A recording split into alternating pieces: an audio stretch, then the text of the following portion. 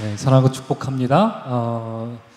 오늘 콘서트 전에 우리 김도현 형제님 만나서 목양실에서 이야기를 나눴는데요. 제가 애리조나 광야에 있을 때 단기 선교팀들이 오면 거의 모든 팀이 빠짐없이 불렀던 찬양이 성령이 오셨네 였습니다. 누가 만든 곡이길래 이렇게 모든 사람들이 이 찬양을 부르나 궁금했었다가 저도 역시 그 찬양에 너무 큰 은혜가 있었고 또 메마른 광야에 성령의 단비가 내리기를 바라는 마음으로 그 찬양을 부르면서 노래했던 기억이 납니다. 그리고 나서 3년 반에 한국에 왔더니 한국엔 평화가 없더라고요. 여러 가지 정신적인 문제와 또 바쁜 도시 생활을 하면서 분주하게 살아가는 분들에게 정말 평화가 임해야 되겠다 하는 그런 차에 어느 사모님이셨는데 저에게 이 찬양을 들어보시라고 하면서 들려주셨는데 그 찬양이 바로 샬롬이라는 곡인데 이 곡은 또 누가 만들었나 이런 생각을 하면서 그 이후로 참 많이 은혜 받으면서 듣는 노래입니다. 오늘 이렇게 귀한 시간 우리 김도현 형제님 모시고 또 아름다운 찬양으로 오늘 이제 가을을 맞이하는 이 밤에 우리가 함께 이 자리에 모였습니다.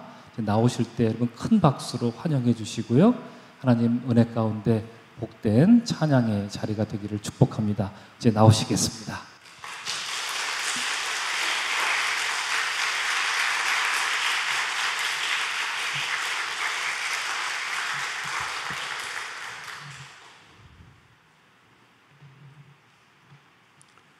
안녕하세요. 반갑습니다. 이 지역에 이렇게 교회가 숨어 있을 줄은 제가 이 앞을 그렇게 오랫동안 다녔는데도 되게 요새처럼 되게 그리고 딱 이 본당에 들어왔을 때 나무 향이 너무 많이 나서 저는 좋더라고요. 제가 이런 향을 되게 좋아하는데 우리 성도분들의 향기라고 생각하고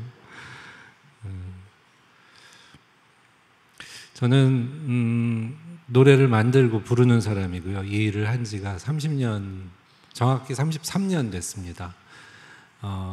예수님을 인격적으로 영접한 이후에 주셨던 꿈이 노래를 만드는 일이었습니다.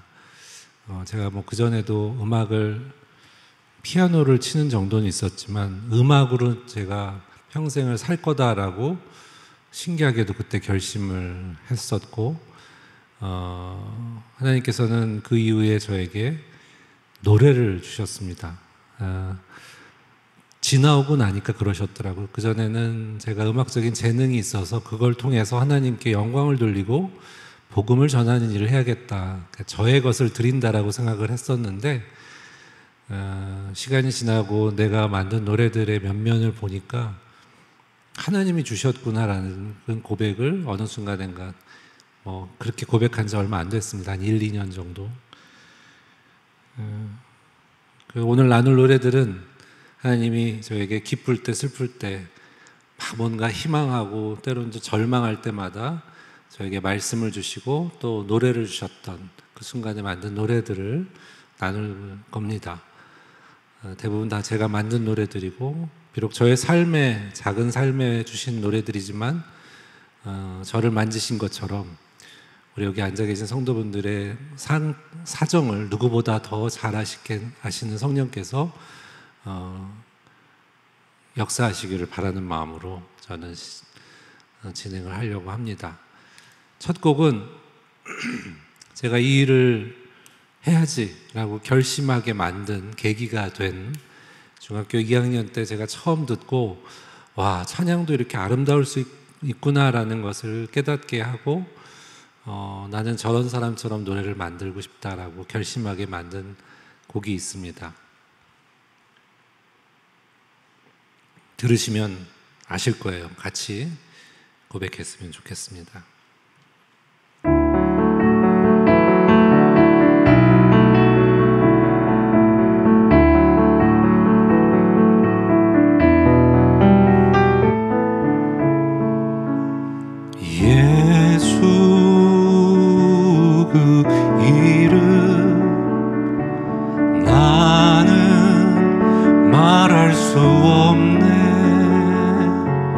그 이름 속에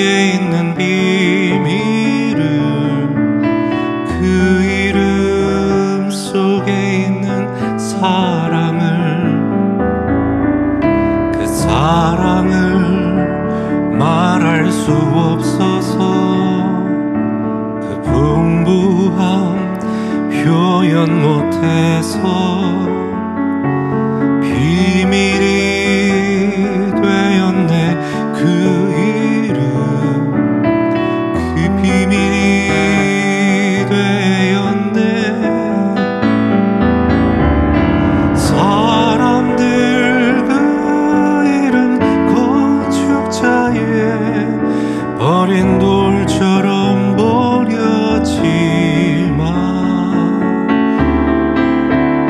내 마음에 새겨진 이름은 아름다운 보석. 내게 있는 귀한 비밀이라. 내 마음에 숨겨진 기쁨. 예수 그 이름 나는 말할 수 없네.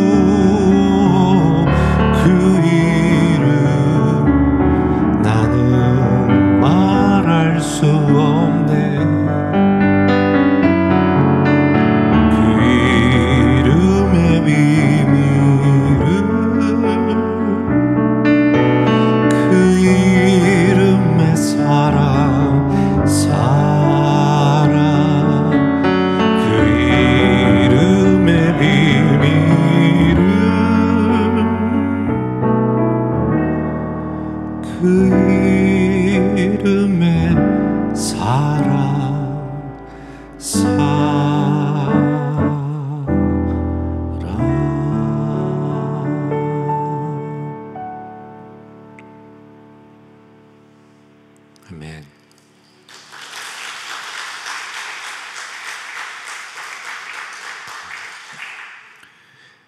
고린도전서 2장에 보면 이런 말씀이 있습니다. 기록된 바 하나님이 자기를 사랑하는 자들을 위하여 예비하신 모든 것은 눈으로 보지 못하고 귀로 듣지 못하고 사람의 마음으로 생각하지도 못하였다 함과 같으니라. 오직 하나님이 성령으로 이것을 우리에게 보이셨다라고. 사실 예수 그리스도의 이름도 그냥 워낙에 유명한 이름이고 또 많은 사람들이 부르고 또 여러 용도로 쓰이긴 하지만 그 안에 담긴 비밀을 아는 거는 우리 인간의 지성으로는 알 수 없다라고 저는 봅니다. 고린도전서 2장 9절 10절의 말씀이 그렇게 얘기하듯이, 그리고 많은 성경의 비밀, 우리에게 주신 복음이 사실 표면적으로 이해하면은 참 이해가 안 되는 부분들이 많습니다. 예수님의 이름도 그러한 부분이 있는 것 같고, 저의 삶 가운데 임하셨던 예수님도 다른 사람들이 보기에는 어찌 보면 왜 쟤는 저러고 살까라고 하는 부분들이 있을 거고, 또 저도 인간적인 육신의 생각들을 갖고 있을 때 내가 이렇게 살아도 되는 건가라는 조바심이 들 때가 간혹가다 있습니다.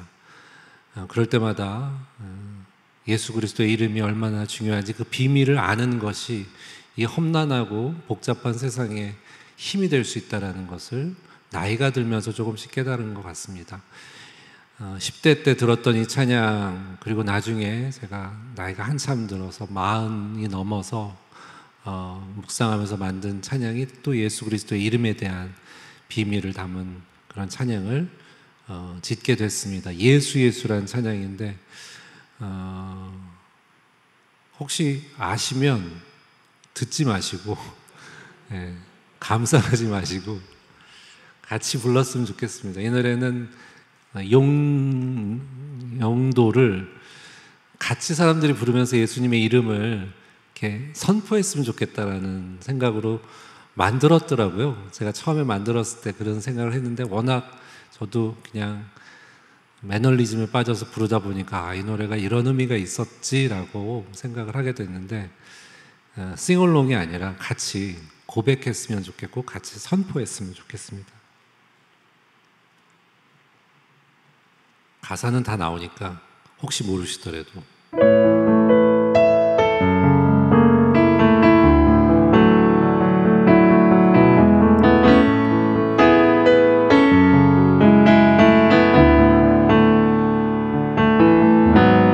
슬픈 마음 있는 자, 몸과 영혼 병든 자, 누구든지 부르시오.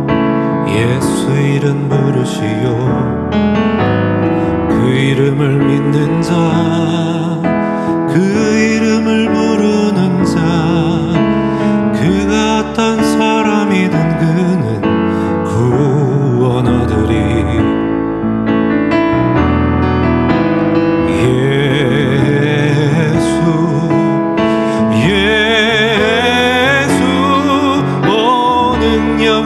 그 이름 예수 나 외쳐 부르네. 예수 예수 오 구원의 그 이름 예수 나 외쳐 부르네. 예수 그리스도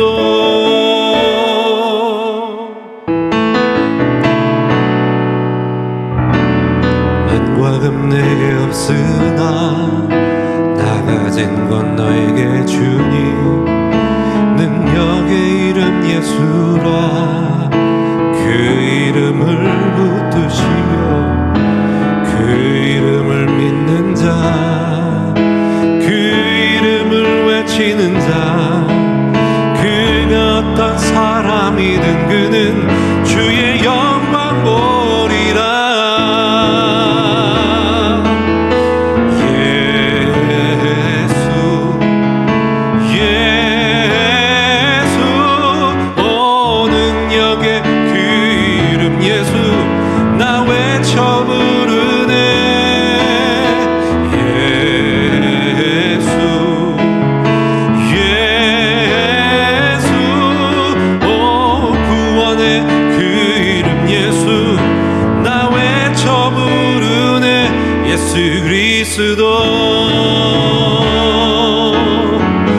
우리에게 주신 영광의 이름 나 어찌 잠잠하리.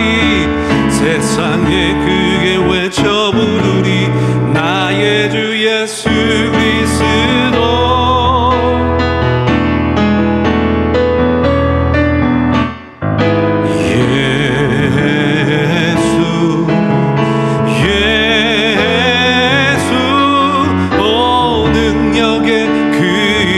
예수 나 외쳐 부르네. 예수 예수 오 구원의 그 이름 예수 나 외쳐 부르네. 예수 그리스도.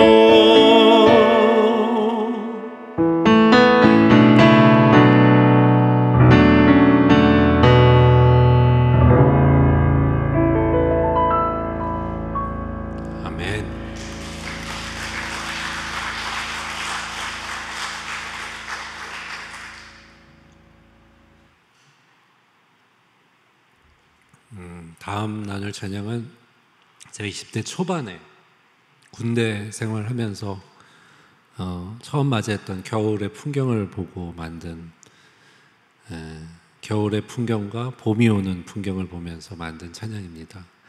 당시만 해도 이 노래를 지었을 때는 그냥 어떤 시적인 감흥 같은 거, 영감이 떠올라서 지은 가사에 노래를 붙였는데, 후에 이 노래를 이제 나이가 들고 조금씩 인생에 대해서 어떤 건가라는 생각을 하다 보니까 어쩌면 이 노래는 내 인생을 하나님께서 미리 제 입술을 통해서 예언하게 한 게 아닌가 라는 생각을 하게 되더라고요. 어렴풋 이렇게 잘 보이진 않지만 어르신들이 꽤나 앉아 계신 것 같아서 제가 여기 앞에서 인생을 얘기하는 건 참 좀 외람되긴 하지만, 그래서 저도 이제 어느 정도 살다 보니까 사람이 하나님을 섬기고 하나님을 찬양하는 삶을 살겠다라고 결심했지만 뭐 당연한 건데, 그래서 저는 인생이 특별할 거라고 생각해요. 하나님이 저를 특별하게 저를 들어서 써주시고 뭔가 잘 풀릴 거라고, 흔한 말로는 잘 풀릴 거라고 생각했는데 안 그렇더라고요. 그래서 그 노래를 아마 미리 저한테 내 인생에 너 그런 날이 있을 거야 라고 예언하게 하신 게 아닌가. 그 노래 한 곡이랑 또 그런 이 노래에서 나오는 깊은 겨울과도 같은 시절에 만든 찬양, 시편 139편의 말씀을 가지고 만든 찬양을 이어서 나누도록 하겠습니다.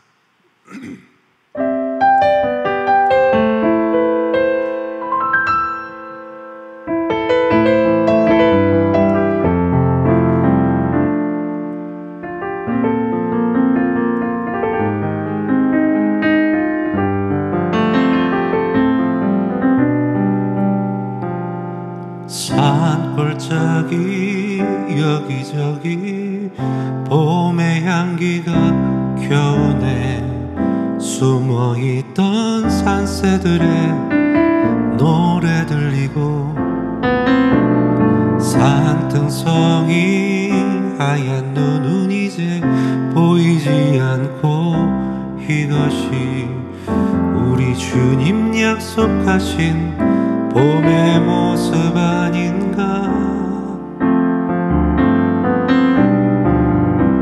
내가 염려했던 지난 날들과 영원히 계속될 것만 같았던 추운 겨울은 주님의 약속대로 흔적도 없고 내 하나님 행하신 일 만물이 찬양하노나.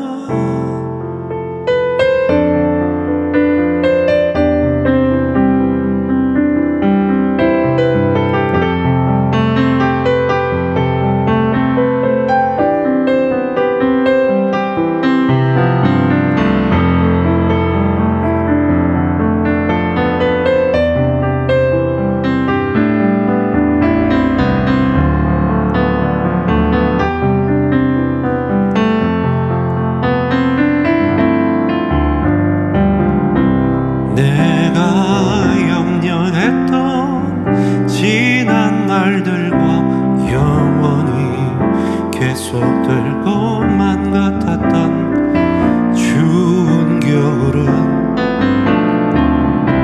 주님의 약속대로 흔적도 없고 내 하나님 행하신 일 만물이 찬양하노나. 내가 염려했던 지난 날들과 영원히 계속될 것만 같았던 추운 겨울은 주님의 약속대로 흔적도 없고 내 하나님 행하신 일 만물이 찬양하노나.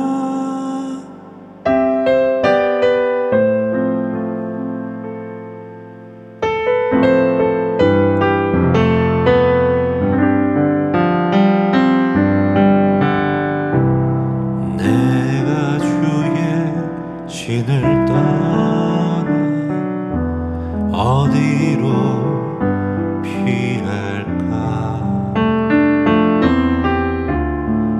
하늘이라도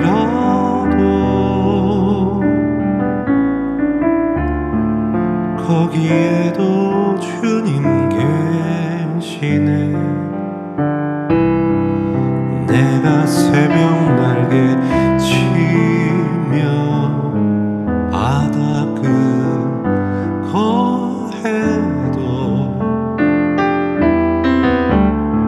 주의 강한 손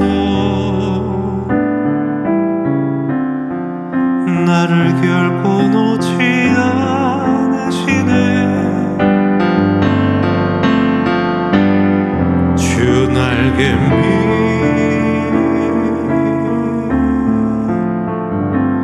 내 쉬는 곳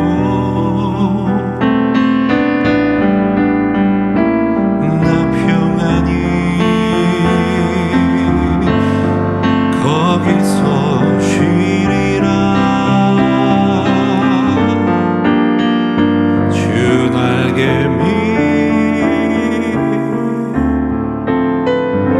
내가 알고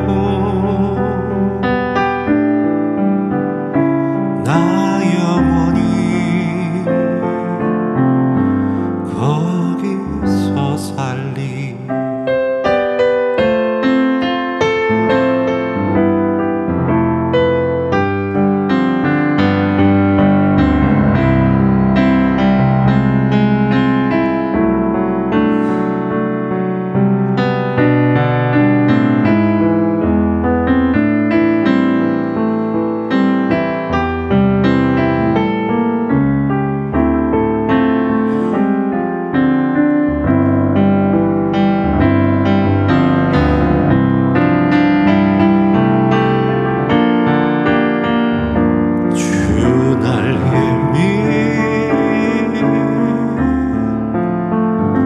내 쉬는 곳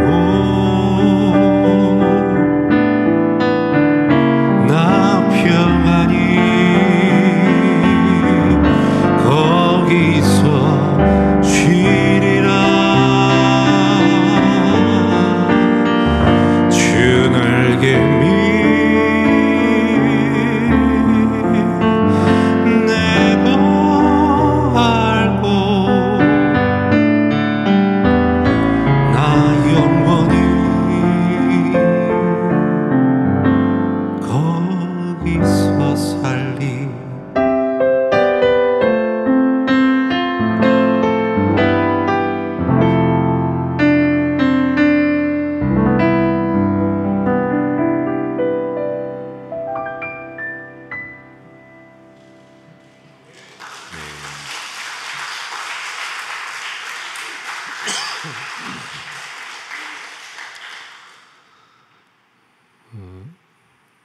여름이 이번에 되게 많이 길고 지루하네요.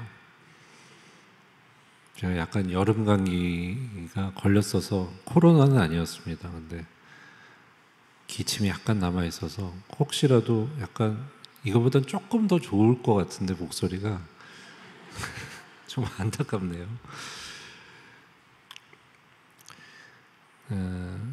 다음 노래는 성경에 나오는 야곱의 돌베개 베고 자는 풍경을 주제로 삼아 만든 노래입니다. 방금 나왔던 두 노래, 내가 주의 신을 떠나 봄이란 노래는 하나님 옆에서 막 열심히 찬양하는 삶을 살겠다라고 발버둥치고 노력하고 했는데 생각보다 내가 원하는 방향으로 풀리지 않았습니다. 찬양하는 사람이 사람들 눈에 띄는 노래가 유명해지고 그런 거가 무슨 의미 있을까라고 생각하시겠지만 사실 유명하니까 저를 불렀겠죠. 네. 저는 이제 당시에는 내가 음악을 열심히 하면 하나님이 나를 들어서 써주시겠지라는 생각이 있었어요. 근데 생각보다 잠깐 하나님이 뭔가 나를 써주시는 것 같다가 쉽게 말하면 노래가 사람들한테 들려지고 좀 유명해지는가 싶다가 바로 곤두박질 치는 상황들을 보면서 또 그거에 비해서 제가 보기엔 별로 이렇게 실력이 없어 보이는 음악적으로 그런 사람들이 막 뭔가 이렇게 앞에서 흔히 말하는 속된 말로 하나님 앞에 쓰임 받는 것 같은 느낌이 드는 걸 보면서 조바심도 나고 원망도 되고 그 기간들이 꽤 길었고 또 저는 나름대로는 뭔가 제 상황들을 열심히 타개해 보고자 노력했지만 잘 안 됐던 기간이 꽤 길었습니다. 그 기간이 저에게는 영원히 계속될 것 같은 추운 겨울과 같은 시간들이었고 그때 하나님을 많이 원망했고 원망하면서 또 동시에 그렇게 또 성경책을 이렇게 파고들어서 봤던 것 같아요. 그때 봤던 말씀이 시편 139편의 말씀이었던 겁니다. 어딘가 정말 주님이 없는 곳에 도망가서 살고 싶다 내 마음대로 이런 마음 한편으로는 역시 내 삶은 주님 앞에밖에 의미 있는 삶이 수밖에 없구나 주님 앞에서만 뭐 이런 고백들을 하면서 만든 찬양인데 야곱이라는 사람은 참 우선은 그 야곱이 이스라엘이라는 민족의 또 시작이기도 하고 본격적인 아브라함이기도 하지만 야곱이라는 사람이 나중에 이스라엘이 되잖아요. 하나님과 겨루어 이긴 자. 야곱이라는 이름은 발뒤꿈치 잡은 자라는 뜻을 갖고 있습니다. 왜냐하면 쌍둥이형 에서의 발뒤꿈치를 잡고 나올 정도로 그는 먼저 되고자 했던 사람인 것 같습니다. 뱃속에서부터도 너무 싸워서 어머니 리브가가 도대체 이게 무슨 일입니까? 하나님께 기도했더니 두 민족이 네 뱃속에 있다. 큰 자가 나중에는 작은 자를 섬기게 될 거다. 예언을 아마 하신 것 같습니다.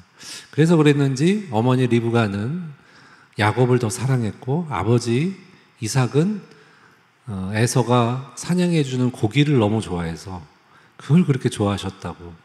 참 이상하죠. 야곱은 장자권을 갖고 싶었던 것 같습니다. 그래서 그가 팥죽을 쓰고 있는 순간에 에서가 사냥을 마치고 돌아와서 너무 배고프니까 야, 그 팥죽 한 그릇 좀 줘라 했더니 야곱이 그새를 딱 잡아서 그럼 장자권을 나한테 팔아라. 그랬더니 에서가 야, 내가 지금 굶어 죽게 생겼는데 그 놈의 장자권이 무슨 소용이 있냐 라고 해서 정말 헐값에 팔아버립니다. 나중에 에서가 자기가 속았다는 걸, 속았다기보다 그거를 얼토당토 않게 팔았다는 걸 알고 야곱이 속였다라고 얘기하지만 사실 속인 게 아닙니다. 정당한 거래를 한 거죠. 에서가 멍청했던 거죠. 도대체 그 장자권이 뭐였을까? 실제로 야곱이 장자권을 받고서 아버지로부터 유산을 물려받았느냐? 그런 것도 아니었습니다. 근데 아무튼 나쁜 짓이죠. 아버지도 속였으니까. 눈이 약간 어두운 아버지를 속여서 자기가 에서인 척하고 털옷을 입고 들어가서 어머니랑 둘이서 작당을 해서 장자권을 뺏어갑니다. 그리고 도망가죠. 그리고 그가 나그네 삶을 시작합니다. 쌍둥 외삼촌 라반의 집에 가서 평생 종노릇처럼 살던 좀 기구한 인생을 살다가 간 그런 사람이기도 합니다. 근데 성경에서는 야곱은 사랑하고 에서는 미워한다라는 표현이 로마서에도 나오고 또 히브리서인가는 음식 한 그릇에 장자권을 팔아버린 망령된 사람이라고 표현을 하고 있습니다. 그는 회개할 기회를 얻지 못했다. 회개를 하지 않았다. 뭐 이런 표현들이 나오는 것처럼 왜 성경에는 왜 야곱은 사랑했을까? 하나님은 에서는 도대체 뭘 잘못했을까? 머리가 좀 나빴던 것 같은데 그런데 성경을 조금 나중에 공부하다 보니까 장자권이라는 게 너무나 중요한 포인트더라고요. 장자권은 그냥 아버지로부터 그 유산을 물려받고 장자의 권리를 갖는 것 이상의 율법에는 이렇게 나옵니다. 모든 이 땅의 소산의 모든 첫 것은 하나님의 것이다 라고 표현이 나옵니다. 그것이 짐승이든 식물이든 곡식의 소산이든 아니면 사람의 첫 새끼든 다 모든 것이 하나님의 것이다 라는 율법에 그런 게 나옵니다. 아브라함을 하나님이 왜 택하셨느냐라고 창세기에 보면 내가 저를 택한 이유는 모든 규례와 율례를 후손들에게 가르치게 해서 여호와를 알게 하는 것을 위해서, 즉 하나님의 특별한 백성으로 이제 삼기 위해서 아브라함을 그에게 법을 알려줬다라는 표현들이 나옵니다. 아브라함은 분명히 이삭에게도 가르쳤을 거고 쌍둥이 두 형제에게도 그 율법을 정해진 성문화된 율법은 아니었겠지만 분명히 여호와의 가르침을 알려줬을 겁니다. 그래서 그때 야곱이 마음속에 장자라는 게 이렇게 중요하구나라고 깨달았던 것 같습니다. 에서는 장자권을 경멸했다라고, 원어에는 경멸, 마자라는 표현이 나옵니다. 싫어했습니다. 그는 오히려 자신의 힘으로 얻는 소산을 더 좋아했던 것 같습니다. 야곱은 하나님의 소유가 되길 원했던 것 같습니다. 그래서 하나님은 야곱을 더 사랑했다라는 표현이 나오는 게 아닐까. 그리고 야곱에 대해서는 그런 표현도 나옵니다. 이는 조용한 사람이다라는 표현이 나오는데 그 조용한이 말이 없고 그냥 조용한 사람이 아니라 원래는 히브리어 원문은 온전한이란 뜻이 있습니다. 온전한 사람이란 뜻입니다. 왜 굳이 야곱에게 온전하다고 표현을 했을까요? 속이 있고 외삼촌도 어떻게든 간에 뭔가 얻어내려고 했던 그 꾀가 많은 것 같은 야곱이, 그러나 그 속에 있는 마음, 영혼은 아마 하나님이 보시기에 온전하지 않았을까. 그 온전함이라는 거는 뭐 인격이 훌륭해서가 아니라 하나님을 갈망하는 것이 컸지 않았을까라는, 이건 뭐 저의 추측이기도 하지만 제가 성경을 보니까 그렇게 나오는 것 같기도 하고, 저의 삶은 어떻게 보면 에서의 삶을 추구했던 건지도 모릅니다. 뭔가 두 가지를, 하나님께 소유된 백성이 되길 원했지만 또 이 땅의 소산을 가지고 뭔가 내 삶을 영위하려고 했던 것. 하나님은 야곱이 돌베개를 베고 자던 그 순간에 나타나셔서 내가 너와 영원히 함께 하겠다라는 약속을 하십니다. 그리고 나중에는 그의 이름을 바꾸십니다. 그 이름이 바뀌기 전에 그는 환도뼈가 부러지는 고통을 겪습니다. 그리고 나서야 그가 비로소 이스라엘이 됩니다. 우리의 가장 강하다고 여겨지는 것들이 약해진 이후에야 비로소 그의 삶 가운데, 그의 후손 가운데 이스라엘이라는 역사가 본격적으로 시작되는 걸 볼 수 있습니다. 저의 삶도 내가 주장하고 내가 괜찮다라고 여겼던 부분들을 하나님이 하나 둘씩 꺾으시고 아무것도 아닌 것처럼 만드시는 순간들이 있었습니다. 그때는 인정하기 싫었지만 그렇게 꺾으시고 나서야 비로소 하나님이 저를 조금씩 만지시고 본격적으로 저에게 눈을 여셔서 보게 하신 부분들이 있는 것 같습니다.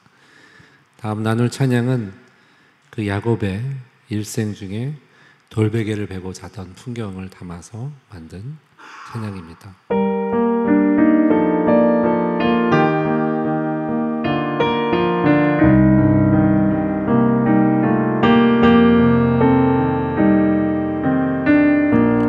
버려진 돌 하나 주워 베개를 삼고 텅 빈 하늘을 덮은 채 홀로 누웠습니다. 돌아갈 길이 없기에 마음에 머무는 내 지난 이야기들이 눈물로 흘렀습니다. 차디찬 돌베개 뜨거운 눈물에 젖을 때 들리던 그 음성, 세밀하고 따뜻한 그 음성 내 마음에 꽂혔습니다.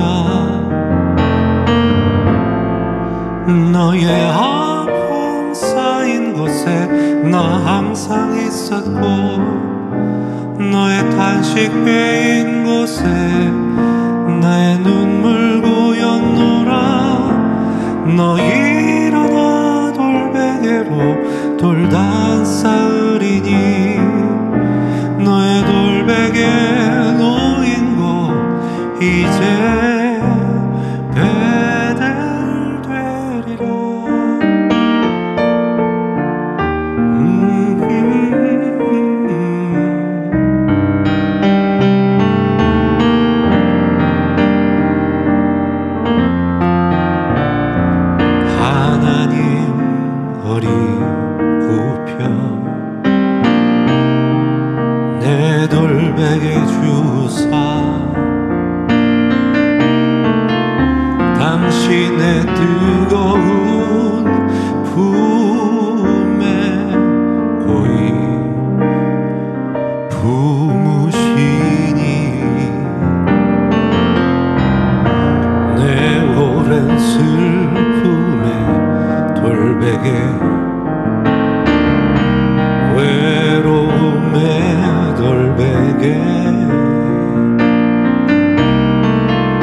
내 귀한 하나님의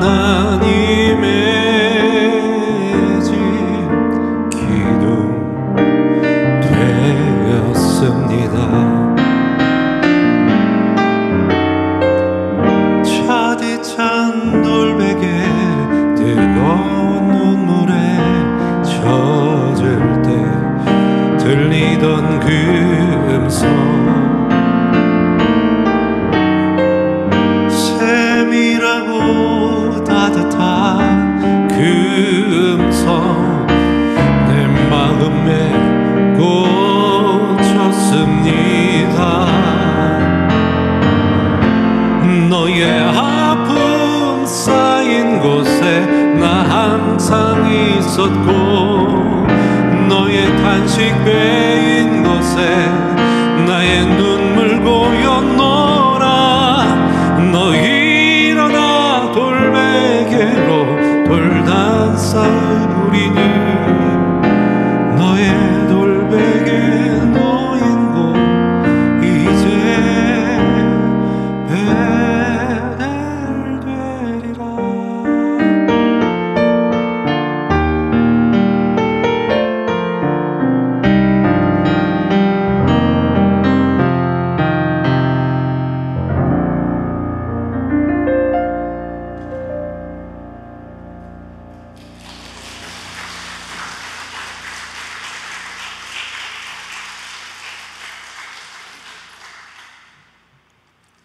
우리 찬양 같이 부를까요? 내일 일은 난 몰라요. 우리 같이 한번.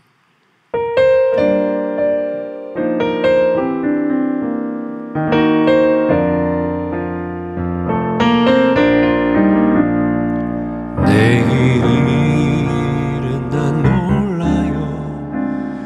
하루하루 살아요. 불행이나 여행함도 내 뜻대로 못해요. 험한 이 길 가고 가도 끝은 없고 고네요. 주님 예수 발레미사 내 손 잡아주소서. 내일은 난 몰라요. 장래일도 몰라요. 아버지여 날 붙드사 평탄한 길 주옵소서. 좁은 이 길 진리의 길 주님 가신 그 옛길 힘이 들고 어려워도 찬송하며 갑니다. 성령이여 그 음성을 항상 들려주소서. 내 마음은 정했어요. 변치 않게 하소서. 내일은 난 몰라요. 장래일도 몰라요. 아버지여 아버지여 주신 소명 이루소서. 만왕의 왕 예수께서 이 세상에 오셔서 만 백성을 구속하니 참 구주가 되시네.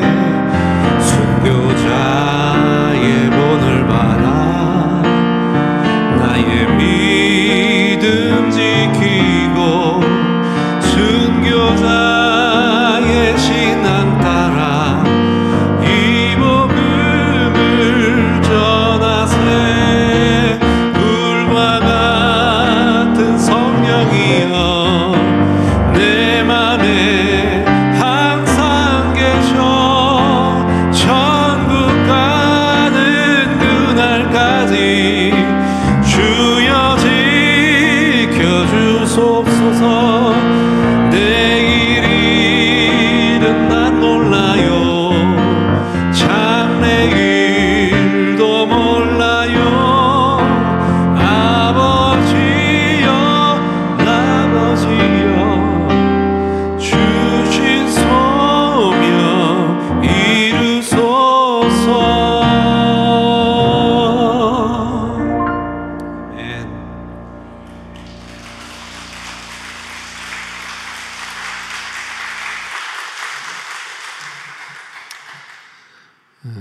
2절 가사에 보면 방금 마지막에 우리가 주신 소명 이루소서. 사실 요즘에 소명이라는 말이 그렇게 막 강조되는 시기도 아닙니다. 워낙에 기독교가 여기저기 때려 맞아가지고 이제는 그냥 잘만 살면 제대로 된 노릇만 하면 좋겠다 정도로 쪼그라들었기 때문에 우리가 막 소명, 비전, 뭐 하나님 나라를 품는다 이런 얘기는 참 오래전 얘기처럼 그냥 내 인생 잘 살면 되지라고 어느 순간에 저도 그런 생각을 하고 있더라고요. 이렇게 찬양하는 사람인데도. 근데 우리가 예수님께 제자들을 통해서 우리가 복음을 전해받고 다 우리가 한 사람 한 사람 다 이 땅에 소명을 받고 오지 않았을까? 그렇지 않다면 굳이 뭐 우리가 힘들게 다른 종교보다 훨씬 제약도 많고 즐길 수도 없는 이 기독교를 굳이 우리가 교회를 다닐 필요 있을까? 이런 생각을 하게 되네요. 소명이 없다면. 저 또한 제가 찬양사역자로 소명의식을 가지고 살다가 어느 순간인가는 먹고 사는 문제, 그리고 내가 음악인으로서 어떻게 하면 여기서 살아남을까? 내가 좀 어떻게 하면 뭐 말은 하나님께 쓰임받는다라는 거창한 명목은 있지만 내 안에 그 인간적인 기저에는 어떻게 하면 뜰 수 있을까? 뭐 이런 생각들 때문에 괴로웠던 순간들. 하나님 왜 나를 안 써주세요? 내가 이렇게 훌륭한데 뭐 이런 생각들. 그러나 이 모든 소명이나 하나님께서 우리의 삶을 이끌어 가시는 것은 하나님의 손에 있다라는 것을 참 인정하기가 쉽지 않았던 것 같습니다. 내가 열심히 해서 뭔가 하나님 이 정도 내가 드릴 수 있습니다. 그리고 모든 영광 하나님께 이러면 하나님이 너 수고했다. 내가 더 좋은 거 줄게. 이런 정도의 신앙을 제가 가지지 않았을까라는 생각도 합니다. 정말 내일이 남몰라라는 고백이 예전에는 나오지 않았어요. 예전에는 참 궁상맞다. 노래도 멜로디도 너무 그랬는데 나이가 드니까 이제는 자꾸 나이 얘기해서 죄송합니다. 저도 나이가 드니까 정말 내 인생이 내 마음대로 되는 게 아무것도 없구나. 정말 하나도 내 마음대로 되는 게 없구나. 그전에는 그래도 뭔가 노력하면 조금이나마 이렇게 약간 움직일 수 있는 뭔가가 있었는데 이제는 내 마음도 내가 어쩌지 못하고 내 삶은 어쩔 수 없구나. 그리고 하나님 앞에 내가 의지하지 않으면 내 삶이 존재할 수 없구나라는 걸 점점 더 많이 깨닫게 됩니다. 과장해서가 아니라 정말 하루하루가. 2006년 봄에 사실은 오랫동안 제가 추구하던 것들이 잘 안 되고 이제 나는 찬양하는 거 그만하고 다른 일을 해야겠다라고 절망하던 중에 요한복음 14장의 말씀을 보고 그때 거기서 성령님에 대한 얘기를 예수님이 하십니다. 성령님은 진리의 영이시고 내가 이 땅에서 말한 모든 것을 생각나고 기억나고 가르치시는 분이다. 그리고 제자들이 예수님이 어디론가 간다라고 하니까 불안해합니다. 그랬더니 내가 너희를 떠나는 것이 오히려 유익하다. 그리고 그 성령님이 오시면 나중에 그런 말씀을 너희가 권능을 받게 될 것이고 예루살렘과 온 유대와 사마리아 땅 끝까지 이르러 내 증인이 될 거다. 우리가 다 그런 소명을 받고 이 자리에 온 사람들이 아닐까. 저도 그런 상황들을 잊어버렸던 것 같아요. 그냥 내 인생 잘 살면 되지. 그때는 더 했습니다. 근데 내가 왜 예수님을 이성으로 믿고 뭔가 이해하려고 했던 부분들이 다 무너지고 성령님을 통해서 예수님을 알 수 있다는 그 말씀을 깨달을 수 있다는 것이 저에게는 되게 충격이었고 무엇보다 그와 같이 내가 너희를 버려두지 아니하고 너에게 오리라는 말씀이 그때 당시에 제 마음 상황은 모든 순간 모든 것으로부터 다 제가 다 버림받은 것 같은 순간이었었기 때문에 그 말씀이 너무 저에게 위로가 됐고 성령께서 제 마음 가운데 다시 찾아오셔서 저희 안에 있는 모든 굳은 마음들을 제하시고 제 마음 가운데 하나님의 말씀을 새겨주시기 시작하면서 조금씩 변화가 일어납니다. 그때 만든 찬양이 성령이 오셨네라는 찬양입니다. 성령이 아니고서는 우리 하나님이 예비한 모든 것들 우리 오감으로는 깨닫고 볼 수 없다, 느낄 수 없다라고 말씀하신 것처럼 성령님이 오시고 나서야 제 삶 가운데 모든 하나님이 예비하신 것들 그제서야 똑바로 볼 수 있었던 순간이었고, 그때 만든 찬양 같이 한번 나누고 싶습니다.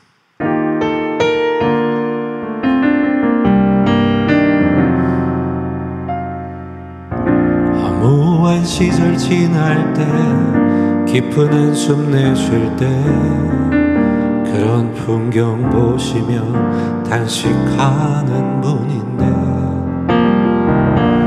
고와 같이 너희를 버려두지 않으리. 내가 너희와 영원히 함께하리라. 성령이 오셨네, 성령이 오셨네, 내 주에 보내신 성령이 오셨네. 우리 인생 가운데 진이 찾아오셔서 그 나라 꿈꾸게 하시네. 억눌린 자 갇힌 자, 자유함이 없는 자, 피난처가 되시는 성령님 계시네. 주의 영이 계신 곳에 참 자유가 있다네. 진리의 영이신 성령이 오셨네. 성령이 오셨네, 성령이 오셨네, 내 주에 보내신 성령이 오셨네.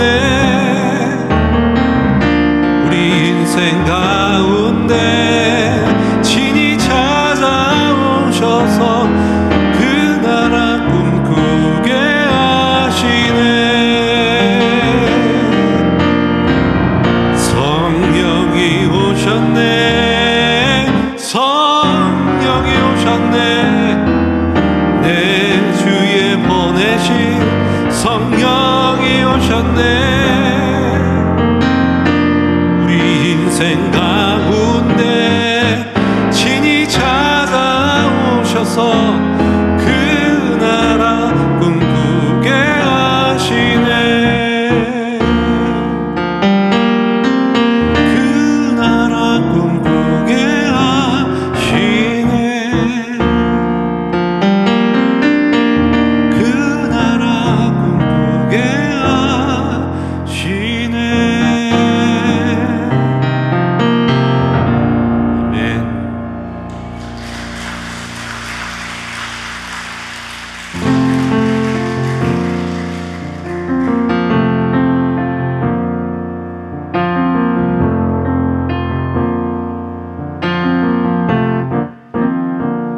예수는 나의 힘이요, 예수는 나의 생명이라. 예수는 나의 참 기쁨 참 소망. 예수는 나의 꿈이라. 예수는 나의 힘이요, 예수는 나의 생명이라. 예수는 나의 참 기쁨 참 소망. 예수는 나의 꿈이라. 예수는 나의 힘이요, 예수는 나의 생명이라.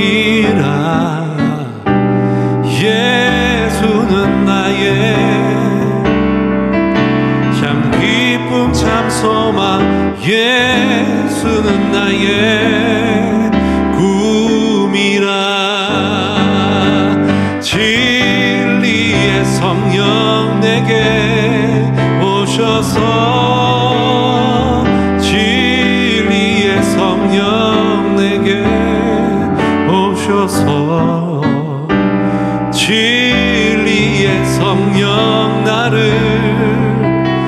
깨닫게 하사 주 예수만 바라보게 하시네. 내 영혼이 은총 입어 중한 죄짐 벗고 보니 슬픈 많은 이 세상도 천국으로 와도다. 할렐루야 찬양하세. 내 모든 죄 산받고 주 예수와 동행하니 그 어디나 하늘나라. 할렐루야 할렐루야 찬양하세. 내 모든 죄 산받고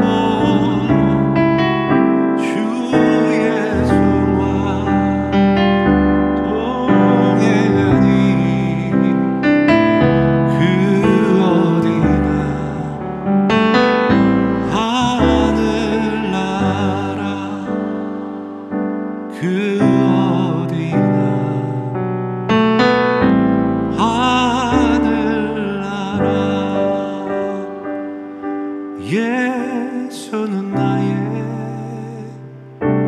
힘이요 예수는 나의 생명이라. 예수는 나의 참 기쁨 참 소망. 예수는 나의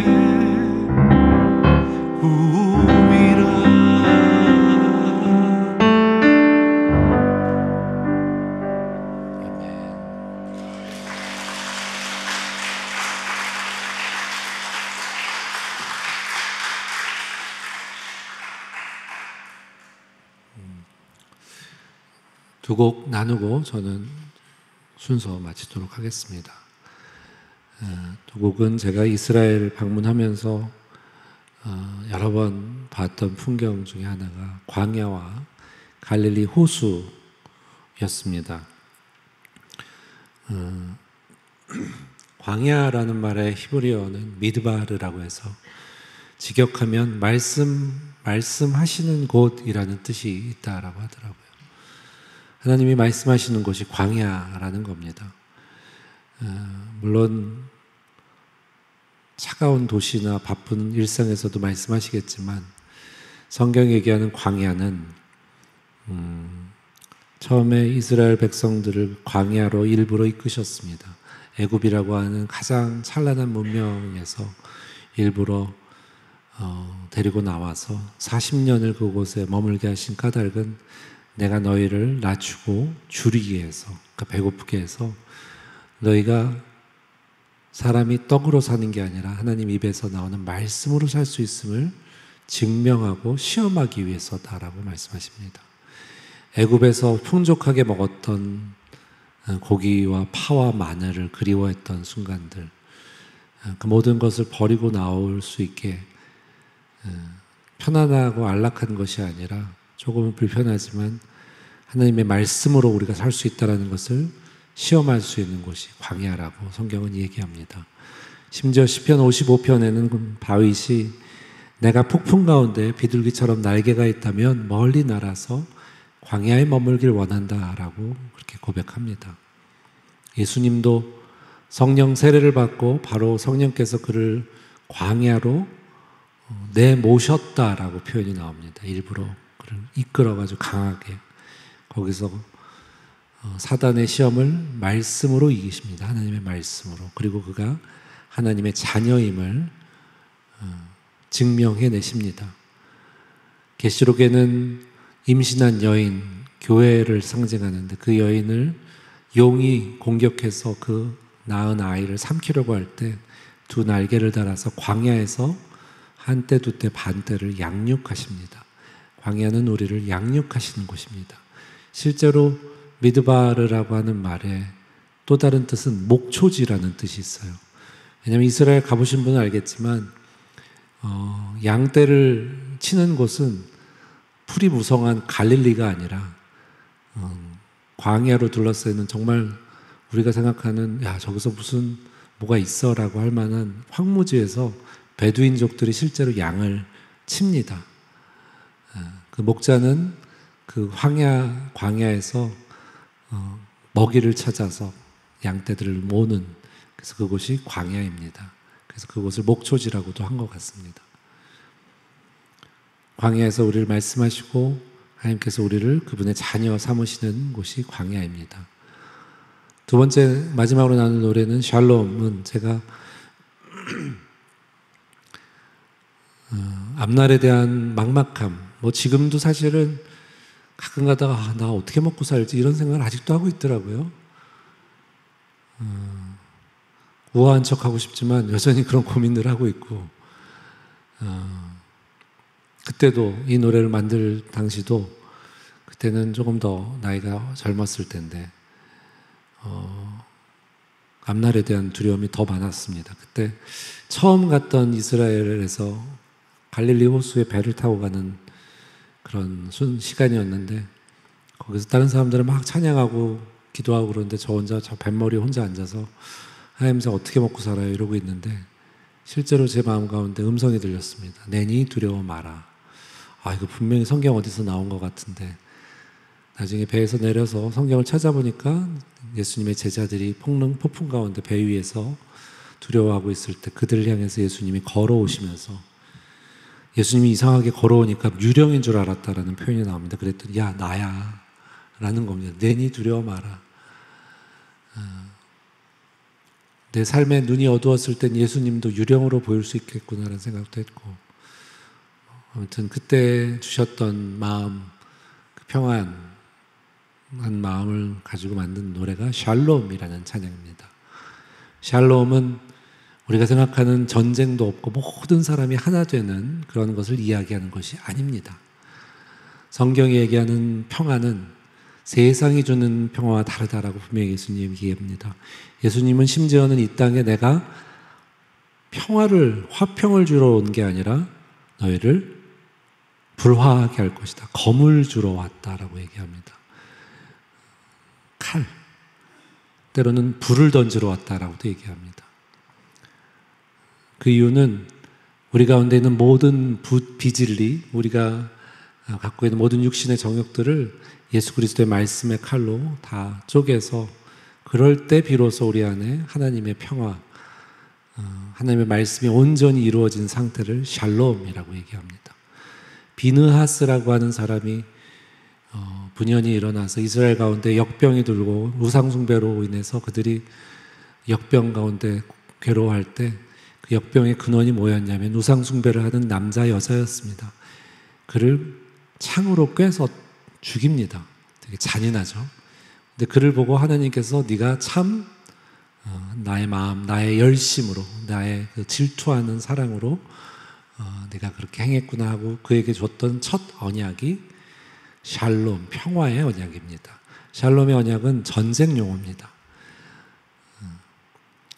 그렇다고 전쟁을 제가 종용하는 게 아니라 우리 안에 있는 모든 비질리가 말씀의 검으로 다 사그라들고 불로 다 소멸되는 그 순간은 괴롭지만 그 이후에 하나님의 말씀이 온전히 이루어진 상태를 샬롬이라고 얘기합니다. 마지막 두 곡, 이 교회 가운데 여기가 상수동이죠? 상수동인가요? 예? 잘 안 들려요. 창정동?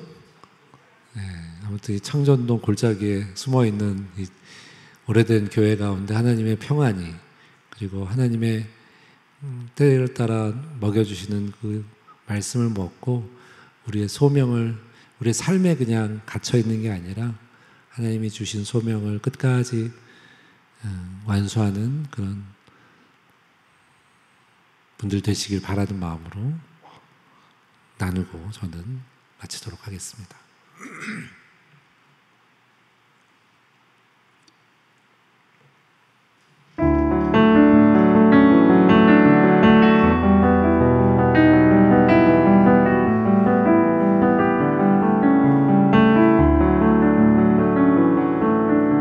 광야로 우리를 부르시는 아버지,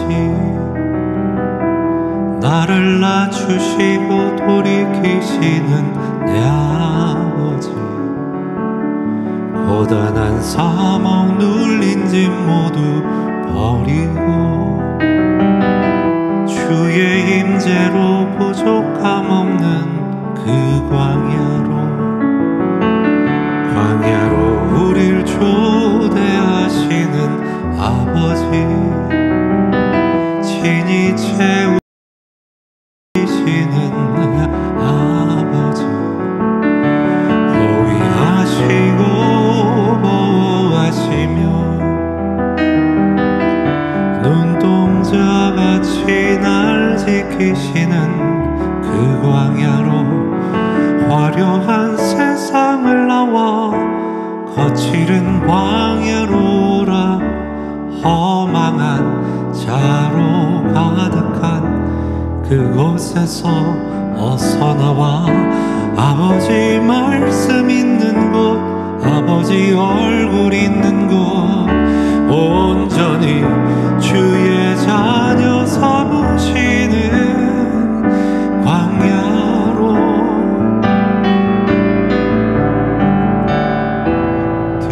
넓은 광야로 나오라.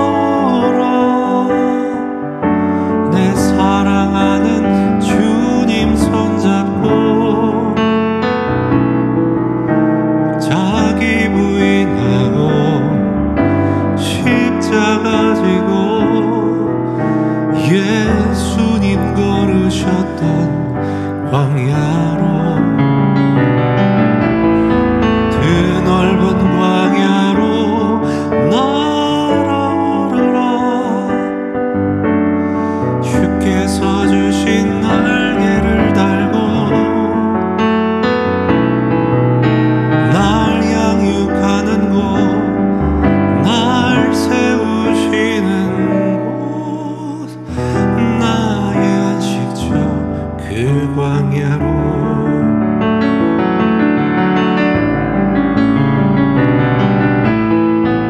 비둘기 같은 날개가 있다면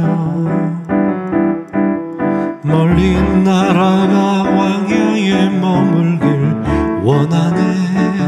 그 검고 거친 세상 광풍 피하여 주의 임재로 부족함 없는 그 광야로, 광활한 너의 피난처, 날 위해 예비한 광야, 거짓과 욕망이 가득한 그곳에서 어서 나와 아버지 말씀 있는 곳, 아버지 얼굴 있는 곳, 온전히 주의 자녀 삼으시는 광야로,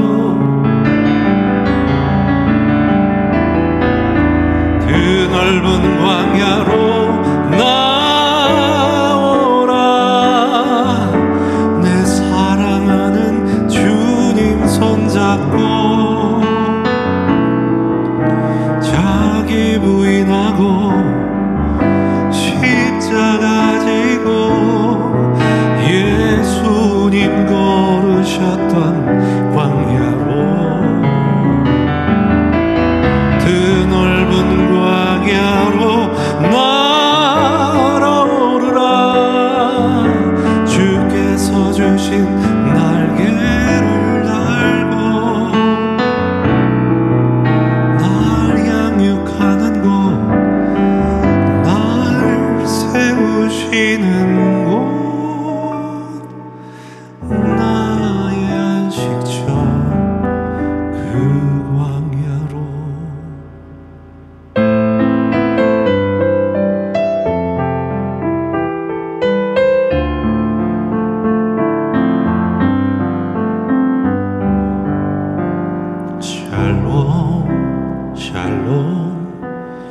샬롬 샬롬 샬롬 샬롬 내니 두려워 말아라 나의 아들 나의 딸아 안심하라 샬롬 샬롬 샬롬 샬롬 샬롬 샬롬 나의 평안을 주노라 세상과는 다른 평안 두려워 마라 샬롬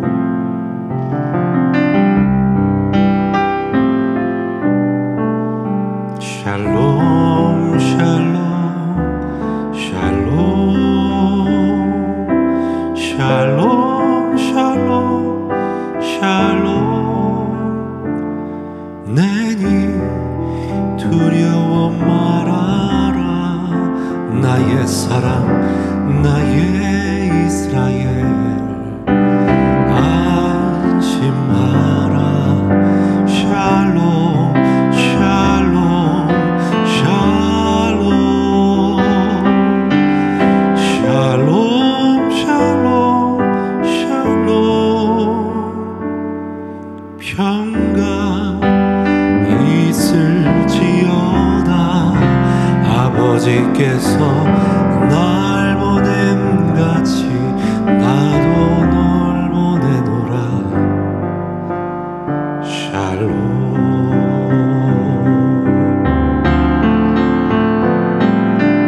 샬롬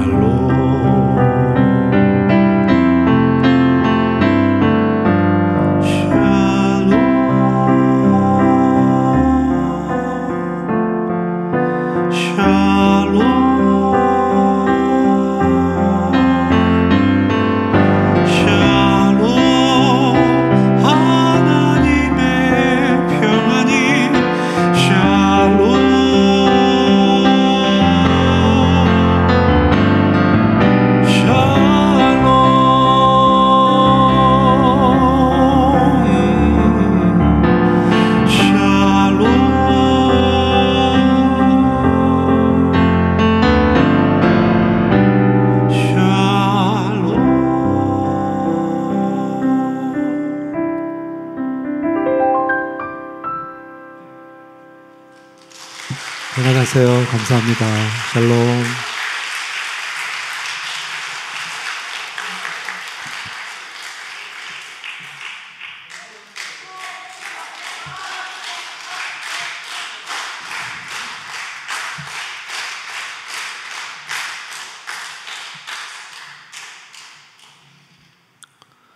그러면요. 여기는 그래도 좀 인생을 살아보신 분들이 계시니까 가을이란 노래가 있어요. 제 노래가 봄, 여름, 가을, 겨울이 다 있답니다. 혹시 관심 있으신 분들은 김도연의 나비공장이라고 유튜브가 있습니다. 거기 들어오시면 제 노래도 들으실 수 있고요. 우리 목사님도 거기 구독자라고 아까 고백하시더라고요. 네, 찬송가도 많이 불러놨으니까 거기에 보면 가을이라는 노래도 있는데 이 노래는 제가 재작년에 개인적으로 좀 힘든 상황들을 경험하면서 겪으면서 시편 39편의 말씀을 보면서 만든 찬양입니다. 하나님이여 내 인생의 연한 그러니까 언제까지 내가 살 수 있지를 깨닫게 해달라고 그걸 헤아릴 수 있는 그런 마음을 달라고 다른 구절에는 다른 장에는 인생이 유한하다는 것을 좀 깨닫는 지혜로운 마음을 얻게 해달라고 합니다. 저는 그 말씀이 무슨 말인지는 그전에는 몰랐던 것 같아요. 근데 이제는 조금씩 알 것 같습니다. 내가 유한한 존재고 내가 얼마나 연약한 존재인지 먼지 같은 존재고 그림자처럼 없어질 수 있는 안개 같은 존재구나라는 것을 조금씩 좀 더 깨닫게 되는 것 같고 제가 개인적인 힘든 일을 겪으면 사역 옆에서 엎드리고 기도하면서 하나님, 정말 내 인생이 여태까지 살 수 있었던 건 내 힘과 능력이 아니라 오로지 하나님의 은혜였음을 깨닫습니다라는 고백을 예전에는 그냥 입에 발린 찬양해야 되니까 하기도 하고 뭐 그냥 하긴 했는데 정말 그 고백이 나오더라고요. 정말 내 인생은 하나님 손이 있구나. 그러면서 깨달으면서 만든 노래가 가을이라는 노래입니다. 이 노래는 이번 가을에 음원이 발표될 것 같으니까 많이 들어주시고 사랑해 주세요. 앵콜은 원래는 뭐 이렇게 알려진 노래 해야 되는데 이 노래를 부르고 싶네요. 어르신들이 계시니까.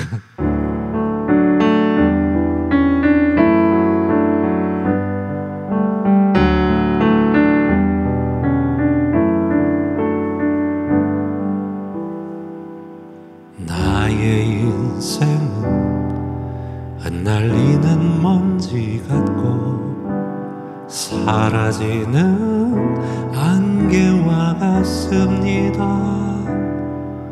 아무리 애쓰고 노력해봐도 공허함만 가득합니다. 찬란히 빛나는 여름 같던 내 청춘도 쓸쓸히 가을을 마주합니다.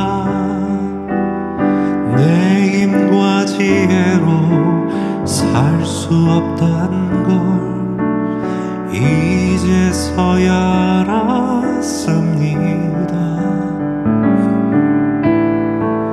오 예수님, 나를 구원하소서. 날 건져 주소서. 이 외롭고 슬픔 가득한 세상에서 은혜와 진리로 구속하소서. 날 주께 매소서. 나의 삶은 오직 주님 손에 맡깁니다.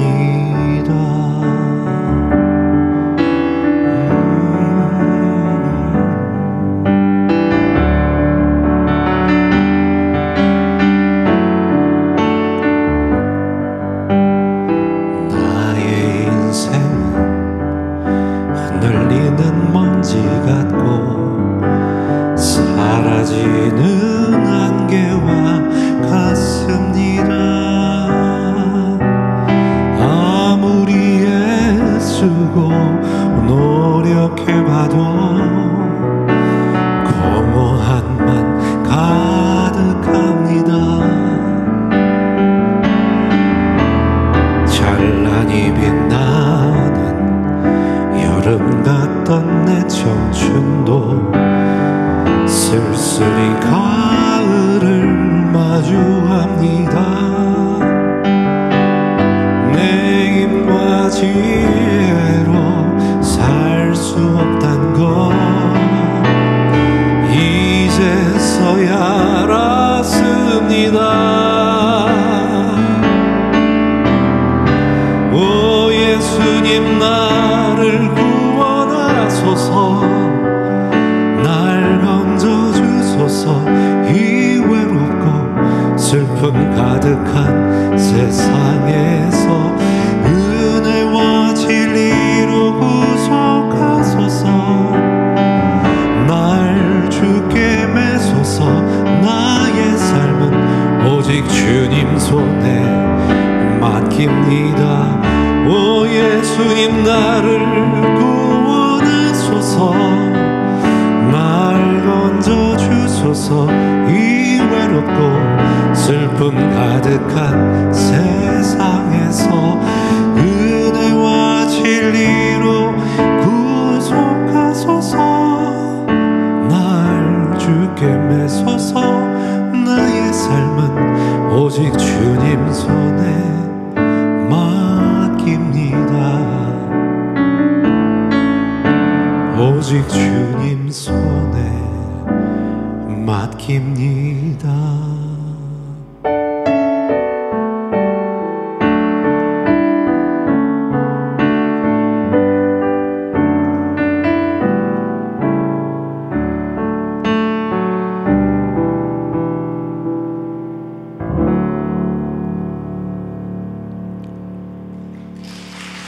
감사합니다.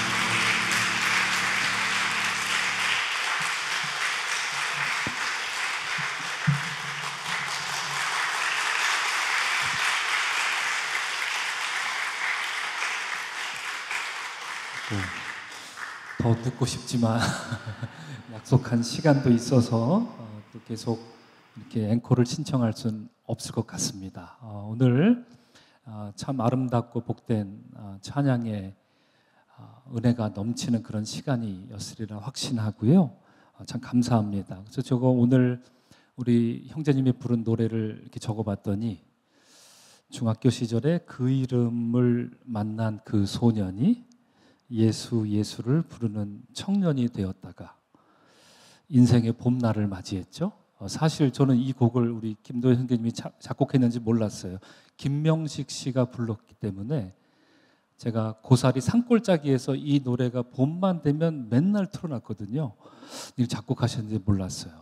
너무 아름다운 곡이거든요. 인생의 봄을 만난 청년이 내가 주의 신을 떠나 어디로 가오리까 고백하였다가 이제 방랑하였다가 야곱처럼 돌베개를 베고 잤던 것 같아요. 우리가 지난 몇 주 동안 계속 오늘 새벽에도 야곱 얘기를 계속 하고 있는데 공교롭게도 짧은 시간에 제가 몇 주 동안 했던 설교를 한 5분 만에 요약해 주신 것 같아서 제가 좀 자괴감이 좀 들었습니다. 참 감사하게 돌베개로 이렇게 또 찬양을 드렸습니다. 아마 우리 형제님의 삶을 그렇게 노래했던 것 같아요. 돌기둥 세웠던 야곱의 그 모습을 이렇게 참 감동적으로 노래했던 것 같습니다. 그리고 내일 일은 나는 몰라요 이렇게 고백했던 되바라진 야곱, 바로 그 청년에게 성령께서 내려오셨습니다. 성령이 오셨네 노래했고요. 그래서 비로소 예수는 나의 힘입니다 고백할 수 있게 되었고, 광야, 그것은 척박하고 황량한 땅인 줄만 알았더니 바로 미드바라, 바로 거기에 하나님 말씀이 충만한, 하나님 임재로 충만한 곳이 광야였음을 깨달았다 하는 그런 또 고백을 들었습니다. 그래야 비로소 입에서 샬롬이 나올 수 있었던, 그래서 샬롬은 사실 이렇게 섣부른 고백이 될 수 없죠. 아까 전쟁 용어라 말씀드렸던 것처럼 인생을 이런저런 우여곡절을 정말 야곱처럼 살아왔던 사람이 오늘 새벽에 나눈 것처럼 내가 평안히 돌아갈 수 있으면 이렇게 고백했죠. 야곱이, 그렇죠? 그때 나올 수 있는 믿음의 고백이 샬롬이 아닐까 싶습니다. 그래서 아직 음원 발표되지도 않은 가을을 불러주셨는데 오직 주님 손에 맡깁니다 마지막 노랫말이었습니다. 너무나도 우리의 신앙과 또 우리의 삶과 하나님을 믿는 우리의 믿음의 경주 가운데 우리가 만날 수 있는 많은 고백들을 이렇게 담아서 오늘 이 밤에 하나님 은혜 가운데 찬양으로 녹여주신 것 같습니다. 다시 한번 감사합니다. 큰 박수로 한번 인사드리면 좋겠습니다. 감사합니다. 감사합니다. 감사합니다.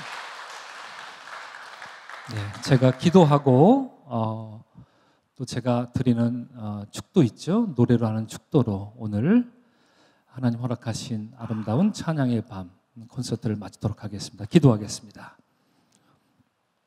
은혜 하나님 감사합니다. 주께서 참으로 아름답게 사용하시는 우리 김도현 형제님 통하여서 지난 한 주간 또 지난 반년 동안 그리고 무더운 여름날을 보내는 그러느라 시름시름하였던 우리의 영혼이 큰 위로와 소망을 얻었습니다. 특별히 세상이 줄 수 없는 그 평안이 우리 형제님의 찬양을 통하여서 우리 영혼 각자 위에 임재하였음을 경험합니다. 그리하여 우리 모두가 한 마음으로 주님 손에 맡깁니다 이런 믿음의 고백으로 오늘 이 밤을 마감하고자 합니다. 주께서 함께한 모든 주의 백성들 가운데 때때로 우리가 거친 광야에서 버려진 돌을 베어다가 돌베개를 베고 잠을 자는 야곱과 같다 할지라도 바로 그 버려진 돌이 건축자의 손에 붙들림으로 머릿돌이 되었던 것처럼 든든한 반석이 되었던 예수 그리스도셨던 것을 우리가 기억하며 우리 삶 가운데 언제나 반석 위에 살아나가는 믿음의 자녀들, 믿음의 백성들 삼아 주시옵소서. 특별히 우리 김도현 형제님 찬양 사역을 축복합니다. 이제껏 33년간 주께서 사용해 주셨습니다.